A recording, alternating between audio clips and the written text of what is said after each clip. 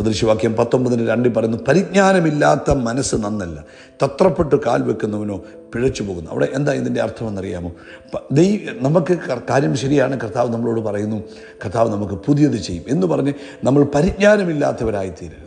ദൈവിക ജ്ഞാനം പ്രാപിക്കണം. ദൈവിക ജ്ഞാനം എങ്ങനെയാണ് പ്രാപിക്കുന്നത്? അത് ദൈവത്തിൽ നിന്ന് മാത്രമേ ദൈവിക ജ്ഞാനം പ്രാപിക്കാൻ പറ്റത്തുള്ളൂ. കർത്താവിൻ്റെ സന്നിധിയിൽ നമ്മൾ പ്രാർത്ഥിക്കുന്നവരായിരിക്കണം. കർത്താവിൻ്റെ കൂടെ സമയം ചിലവഴിക്കുന്നവരായിരിക്കണം. പ്രാർത്ഥനയിലും ദൈവവചന ധ്യാനത്തിലും ദൈവവചന കേൾവിയിലും നമ്മൾ സമയം ചിലവഴിക്കുമ്പോഴാണ് നമുക്ക് ദൈവിക പരിജ്ഞാനത്തെ പ്രാപിക്കുവാൻ കഴിയുന്നത്. അല്ലെങ്കിൽ എന്തു പറ്റും? നമ്മൾ അറിയത്തില്ല. നമ്മൾ അറിയാതെ ആരെങ്കിലും എന്തെങ്കിലും പറയുമ്പോൾ നമ്മൾ ചാടിക്കേറി അതങ്ങ് ചെയ്യും. അത് പരാജയപ്പെട്ടു പോയെന്ന് വരും. ചിലപ്പോൾ അവർ ചെയ്യുന്നത് കണ്ടുകൊണ്ട് നമ്മൾ ചെയ്തെന്നിരിക്കും, അതും പരാജയപ്പെട്ടു പോയെന്ന് വരും. അപ്പോൾ അങ്ങനെ വരാതിരിക്കുവാൻ എന്ത് ചെയ്യണം?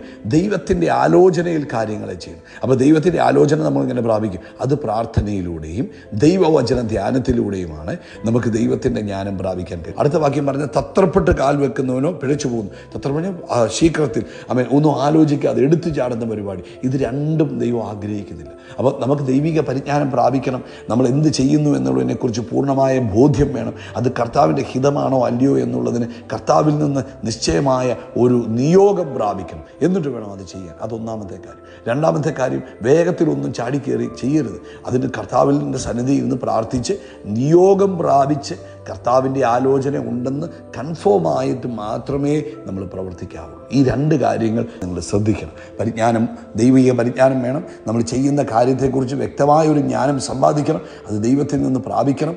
അത് നമ്മൾ പ്രാർത്ഥിക്കുമ്പോൾ ദൈവം നമുക്ക് ബന്ധങ്ങളെ തരും, കണക്ഷനുകൾ തരും.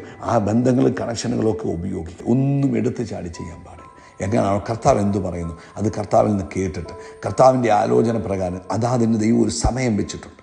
ആമേൻ. എല്ലാത്തിനും കർത്താവ് ഒരു സമയം നിശ്ചയിച്ചിട്ടുണ്ട്. ആ സമയത്തിനല്ലാതെ ഒന്നിലേക്കും ദൈവമക്കൾ എടുത്തു ചാടാൻ പാടില്ല. അതുകൊണ്ട് കർത്താവിൻ്റെ സമയത്തിന് വേണ്ടി ആമേൻ കാത്തു നിൽക്കുന്നവരായിരിക്കണമെന്ന് പരിശുദ്ധാത്മാവ് നമ്മളെ ഓർപ്പിക്കുക. നമുക്കറിയാം, ശമൂവേൽ പ്രവാചകൻ വരുന്നതിന് താമസം വന്നപ്പോൾ ശൗൽ എന്ത് ചെയ്തു? ശൗൽ കയറി യാഗം കഴിച്ചു. അത് ശൗലിന് എന്നേക്കുമായ നഷ്ടം സംഭവിച്ചു. ചാടിക്കേറി ചെയ്താൽ ഒരിക്കലും അങ്ങനെ ചെയ്യാൻ പാടില്ല. നമുക്ക് യഹോവയുടെ പെട്ടകം വരുമ്പോൾ ഊസ എന്ന് പറയുന്ന മനുഷ്യൻ ചാടിക്കേറി പെട്ടകത്തെ പിടിച്ചു. അത് അദ്ദേഹത്തിൻ്റെ ജീവൻ നഷ്ടപ്പെടുത്തി കളഞ്ഞു. അപ്പോൾ ഒന്നും തത്രപ്പെട്ട് ചെയ്യല്ലേ, ഒന്നും പരിജ്ഞാനമില്ലാതെ ചെയ്യല്ലേ. വിവേകത്തോടും ദൈവിക ജ്ഞാനത്തോടും കൂടെ കാര്യങ്ങൾ ചെയ്യുക. നമ്മൾ എന്തെങ്കിലും കാണുമ്പോഴത്തേക്കിന് ആവേശം കൊള്ളുന്നവരായിത്തീരരുത്. പെട്ടെന്ന് ചാടി അതങ്ങ് ചെയ്തേക്കാം, അല്ലെങ്കിൽ അവിടെ പോയേക്കാം, അല്ലെങ്കിൽ അവരെ വിളിച്ചേക്കാം, അല്ലെങ്കിൽ അങ്ങനെ ചെയ്തേക്കോ. അത് ദൈവഹിതമല്ല. ദൈവഹിതമെന്ന് പറയുന്നത് ദൈവത്തിൽ കാത്തിരുന്ന് ആലോചന പ്രാപിച്ച് ദൈവിക ആലോചനയിൽ കാര്യങ്ങൾ ചെയ്യുമ്പോഴാണ് സക്സസ് ആകുന്നത് കേട്ടോ.